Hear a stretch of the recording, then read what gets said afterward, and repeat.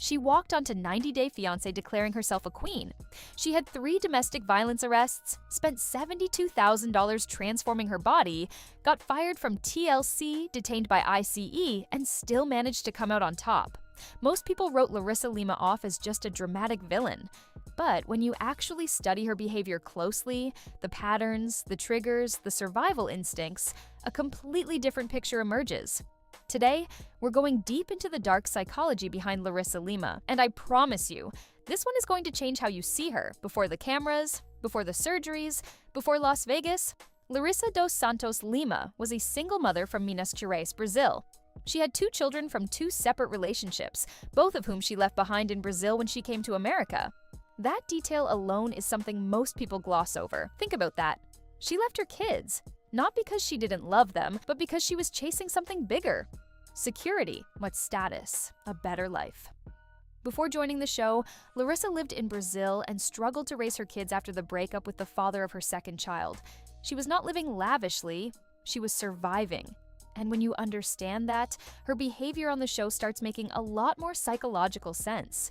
People in survival mode don't play nice, they play to win. From the very first episode, Larissa came in loud, demanding, and unapologetic. She wanted money, she wanted a nice house, she wanted a millionaire lifestyle, and the internet absolutely roasted her for it. But here's what nobody was saying out loud. Larissa's entitled behavior was a performance, and like most performances, it was hiding something. Her gold-digging ways and heated conflicts with her mother-in-law showcased her self-centered nature. She declared herself the queen and said anyone against her will die. On the surface, that sounds like pure narcissism. But psychologists would actually call this a form of grandiosity used as an emotional shield. When you've come from very little, when you've been left behind, when you've had to fight for everything, projecting extreme confidence is how you protect yourself from being underestimated. Again, the queen wasn't who Larissa was. Now let's talk about the relationship that made her famous, Colt Johnson, the mama's boy from Las Vegas who proposed after 5 days. And Colt proposed after only 5 days while visiting Larissa in Cancun. When Larissa arrived in the States, she wasn't happy with what her new life turned out to be. She was concerned that Colt still lived with his mother. She had been promised an American dream. What she got was a shared house with Debbie Johnson and a man who chose his cats over his wife. Here's the dark part that viewers missed in real time. As time progressed, many viewers began to consider that Larissa was being manipulated and gaslit into her behavior by Colt and his mother.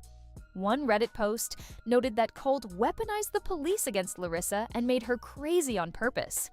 3 arrests. 3 times Colt called the police. Each time Larissa, a foreign national with a K-1 visa, was the one who faced deportation consequences. Think about how much power that gave Colt. He controlled whether she stayed in the country. That is not a marriage. That is a trap.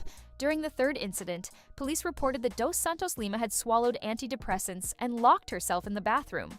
That is not the behavior of a cold, calculated villain. That is someone in psychological crisis. After the divorce, the world expected Larissa to disappear. Instead, she doubled down. In an interview, Larissa revealed her mental health struggles, claiming her first arrest triggered a bout of depression that left her completely debilitated. Well, she said she couldn't move, couldn't perform basic tasks, and was sometimes filmed while on pain medication. That level of breakdown doesn't come from someone who was just being dramatic. That comes from genuine trauma. And then came the surgeries. $72,000 worth. New nose, new chest, new face, new body. Larissa finally revealed her Kylie Jenner-inspired transformation and earned over $100,000 on Cam Soda in the debut alone. To critics, it looked like desperation. But psychologically, this was something else entirely. A woman reclaiming total ownership of herself after years of being told what she could and couldn't do.